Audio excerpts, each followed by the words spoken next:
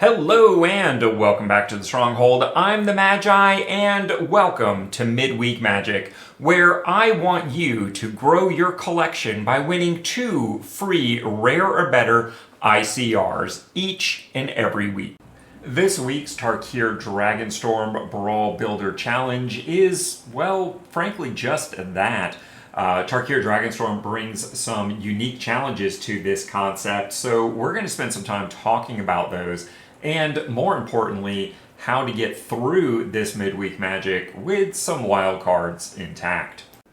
But before we get into all of that, this whole midweek magic thing has become a bit of a tradition here at the Stronghold, and it all started with our crack team of researchers discovering that we were the only YouTube channel making consistent, proactive, and timely midweek magic coverage. And here we are years later, and it appears that we're still the only ones out there doing it for the budget community. So be sure to subscribe to the Planeswalker Stronghold so that we can be here for you every chance we get. Now, what were we talking about? Oh yeah, right. Now, as I said earlier, this set presents some unique challenges to something like a Brawl Builder challenge here. First off, the designers opted to give us no uncommon legendary creatures which could command said Brawl deck. Furthermore, the unique 3-color nature of this set means that there's really only 5 viable mechanical archetypes as opposed to the usual 10.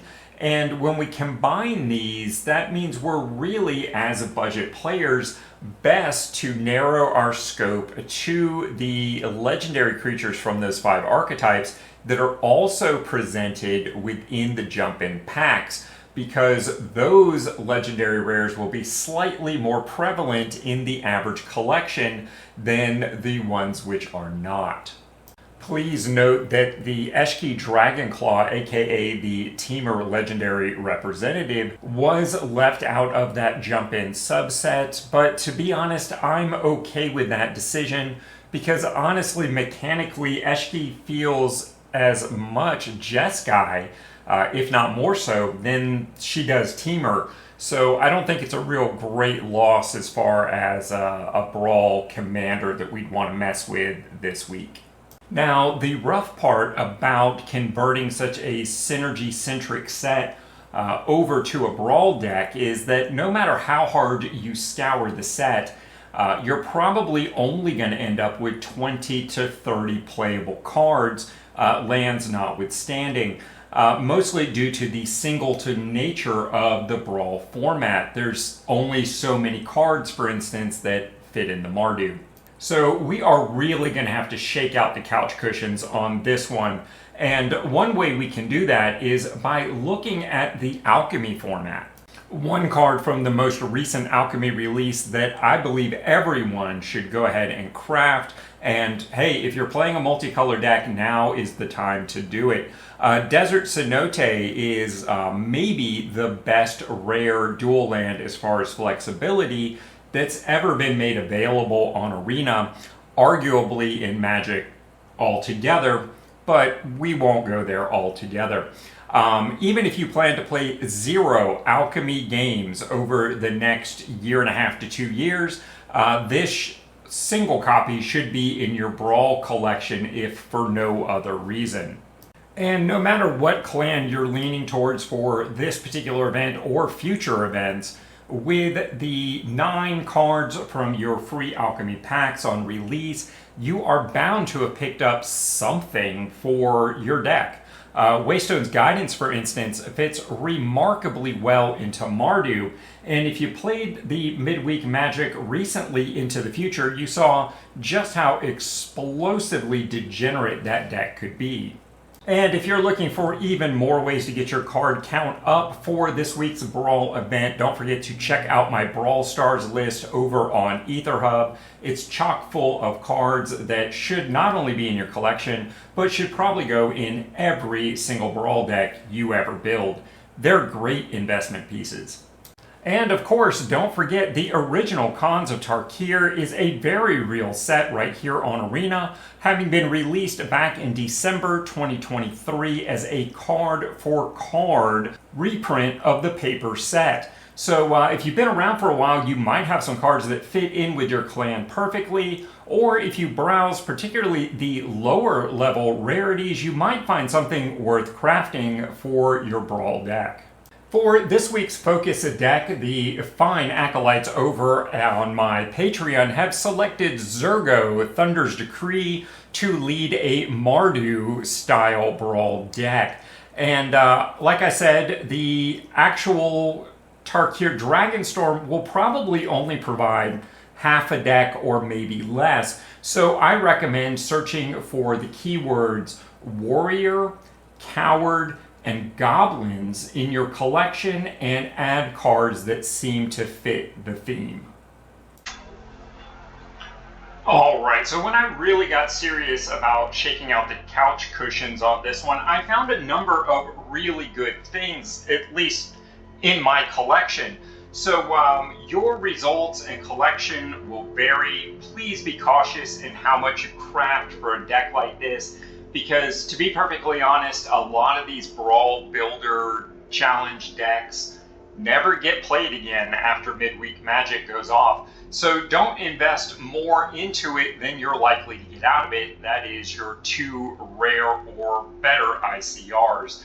But for my collection, again, when it came to things like the old Khans of Tarkir set, I had a Mardu banner. Fits in perfectly and helps with fixing. Mardu Charm that allows me to deal damage, create warrior tokens, or have an opponent reveal their hand and choose a non-creature, non-land card from it and have them discard it. We've also got Mardu War Shrieker, a 4-mana 3/3, which isn't great stats, but it does have the raid mechanic. So if I have attacked when this comes into play, it basically gives you Mardu mana back. So in a way, it's kind of a 1-mana 3/3, which is an altogether very different thing. We also had Mardu Rough Rider, a 5-mana 5/4, and whenever this creature attacks, target creature cannot block this turn. This is one of the bigger, heavier hitters within the deck.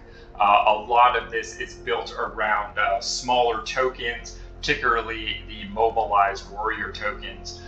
When I searched up warriors and cowards, I came up with Reprobation, a 2-mana enchantment that turns creature into a coward and gives it base power and toughness 0/1.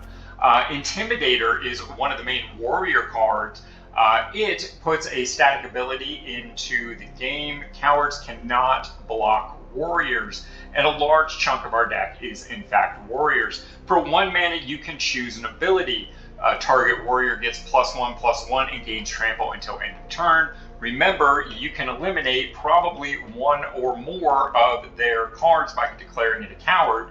By selecting the second ability, target creature becomes a coward until end of turn.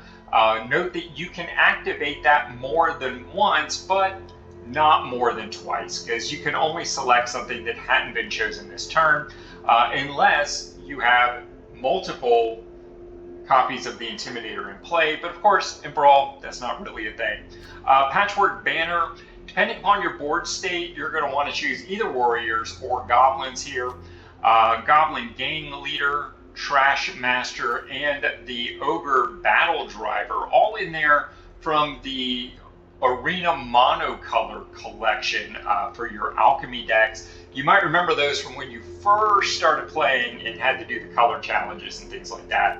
Alchem Warrior is a 4/5 warrior with trample. 6 mana is not great, but if you're not in a position to play this card and feel good about it, you can always play it as a tap land. We've also got Ponyback Brigade, a 6 mana 2/2, which is terrible stats, but it does have a morph for, you morph for 3 mana, and then you would pay, in this case, 5 to turn it over. And when this creature enters or is turned face up, create 3 1/1 red goblin tokens. So when you look at this as 5 power for either 6 or 8 mana split up over time, it's not really all that bad. The 3-tree mascot is in here because, one, it's a changeling, which makes it both a warrior and a goblin. But keep in mind, it also makes it a coward. So if your opponent has warriors, it could be problematic. The main reason it's in here, though, not its 2/1 changeling body, but its ability to convert mana once a turn to help us hit any odd mana needs on any individual turn. Of course, we've also got adaptive automation of 3 mana 2/2, you name it Lord. So when it comes into play, you name a creature type, it is that type, and other creatures of that type which you control get +1/+1. Bloodline Pretender, another great budget-friendly changeling. You choose a creature type as it ETBs. When another creature you control of the chosen type enters, put a +1/+1 counter on that creature. Imagine swinging with all of your mobilize triggers, and this guy is a warrior. He's all of a sudden going to be absolutely huge.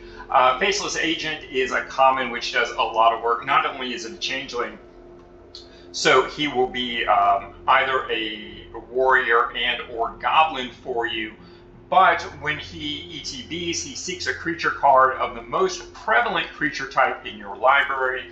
The way I have built the deck, that is warriors, big time, followed not terribly closely by goblins. So it's a sneaky little mobilized deck with some nice tribal synergies built around primarily warriors.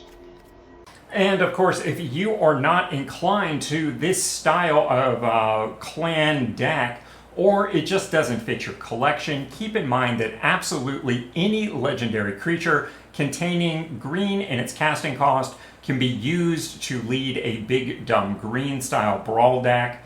So even if you're day one of these is bound to fit for you. The same can be said of any commander with white in its cost and the Heir Apparent style brawl deck. Both are great budget options, and I will be playing both behind the scenes over on Twitch on Wednesday and Thursday of this week's Midweek Magic. And hey, just in case you didn't catch all that, Matt would like you to know that the deck list that we discussed in this video is going to have a link down in the doobly-doo to take you over to Aetherhub, along with a link to any other alternative list that you might wish to consider. He only asks that you give it a little thumbs up when you're over there checking out the deck list. And I plan on live playing this event on Wednesday at 11 a.m.